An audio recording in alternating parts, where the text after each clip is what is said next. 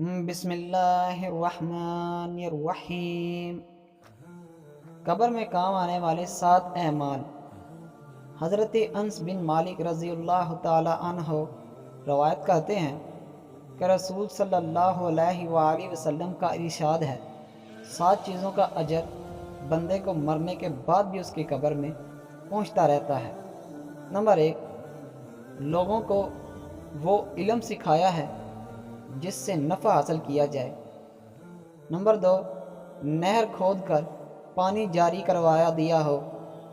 Number 3، پانی کا کنواں بنوایا ہو، جیسا کہ گرمیوں کے دنوں میں مسافروں کے لیے ٹھنڈے پانی کا کولر وغیرہ لگوانا بھی عمل میں انشاءاللہ آئے گا۔ نمبر 4، درخت لگایا ہو تاکہ لوگ اس کے سائے اور اس کے پھلوں سے فائدہ اٹھائیں۔ نمبر 5، مسجد بنوائی ہو۔